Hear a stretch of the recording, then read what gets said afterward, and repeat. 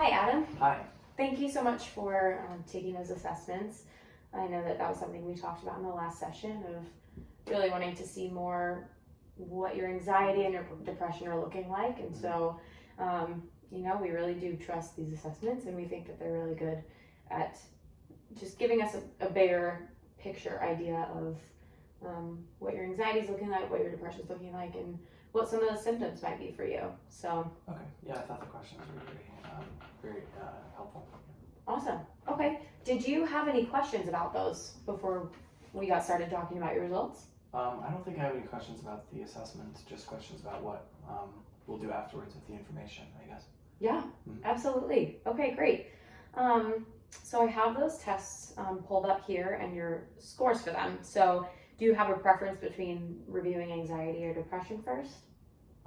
I took the anxiety one first, so let's just do it in that order. So we'll do Great. anxiety and then depression. Okay, awesome. So overall, it looks like, there are some symptoms that you have of anxiety, but overall you scored 11. So normally what 11 would mean in this is that you have very low anxiety. So you have some of those symptoms, obviously, because your score is not a 0. But what that means is this says that your anxiety really isn't on that moderate to even severe level. So do you feel like that matches your experience, or does that kind of surprising to you? No, I think that it was really interesting to read through like what a clinical, like all the different types of clinical anxiety could look like. Yeah. Because I think some of those things are things that I've experienced at different times of my life, but maybe not in the past year. Okay. So I think that if anything, is kind of encouraging within the anxiety space to just know that maybe like anxiety is a journey, and maybe it's getting better, and it's better than it has been in the past. Right. I mean, that's probably really awesome to be able to look at some of these symptoms, like you said, but say, well, I haven't really experienced these in the past year. Was that an enlightening part of taking this assessment, or is that kind of reflection? So. Yeah, I think that was just from the taking of the test part. That was one of the key takeaways, I think. Okay. Yeah. Yeah, awesome. So let me just ask you about some of these symptoms. So I see that we didn't have any severe symptoms, so that's pretty good. We mostly have moderately in terms of feeling hot, unable to relax, fear of the worst happening, and nervousness and cold or hot sweats. And then you said a little bit of the time you have heart pounding or heart racing. Are there any of those that you feel like you wanted to provide more context for? Yeah, I think maybe just the inability to relax. I think maybe it comes from like a lot of like overactive thought patterns, and then like my legs are always, I sort of maybe classic restless leg syndrome. So I don't know if that's just maybe something that's less connected to anxiety, or maybe it is like just maybe my strongest indicator or something. I don't know. Okay.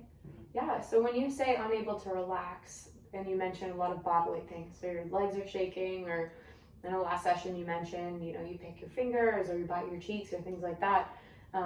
So when you say unable to relax, is it more of that bodily, or is that also mentally? Do you feel like you can never relax your mind?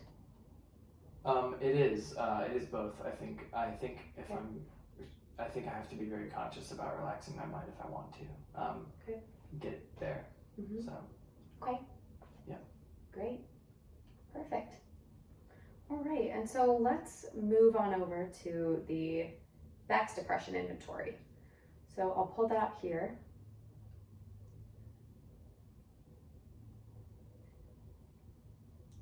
Okay, so about the Beck's Depression Inventory, did you have any questions about that one? No, not just from the test. Okay, awesome. So looking at your results here, how this one is scored is essentially we take the numbers from each one and add them up. So that total score is able to show us which range you fall into in terms of your level of depression, more or less. And so what we did as we calculated these out is that you were a 12, which meant that there's mild mood disturbance. So that's just the one level up from, life has highs and lows, but it's not considered depression. Okay. So does that surprise you at all, or is that also pretty expected? I think sometimes I do feel pretty depressed, so maybe it was a little surprising to see that it's kind of as gentle, I guess, as gentle of an experience, which I think more than anything is probably maybe just like something helpful that I can keep in my mind on a day-to-day is that like it's really not that bad, and my mind isn't even making it as bad as it feels, kind of, I guess. Yeah, sure. And I know that these assessments are very helpful, but I do want to acknowledge that you, as the client, you have the authority to say, no, my depression's actually worse than that. So I just want to encourage you, and like, if you don't think this is accurate, then that's definitely something we can explore more, because if you feel like this doesn't accurately represent you, then I'm going to go with how you're feeling instead of just what this says. I think that if I take a look at my life right now, just from a kind of sitting in this chair intellectually perspective, I think that it actually is a pretty good reflection of the past. Again, the past maybe 6 years, 6 months to a year. Okay. Yeah. Awesome. Yeah. Well, that's really good to hear. Is that, so when you say 6 months to a year, has it been better than that in the past, 2 years, or has it been worse than that? It's probably been worse, but I think that this year has had some really nice aspects to it that have really, I know that depression isn't curable just by doing nice things, but that have really kind of just kind of stepped in the way of a lot of like my negative thought patterns and made it easier to be hopeful. That's awesome. So. Yeah, I love to hear that. Well, thank you so much. Do you have any questions? I don't have any questions. Okay. On the next one, the depression one. Okay, awesome. Well, I just wanted to ask about one. It was, you only had one statement, and it was your highest statement. And so I just wanted to kind of review that with you. You said that you feel quite guilty most of the time.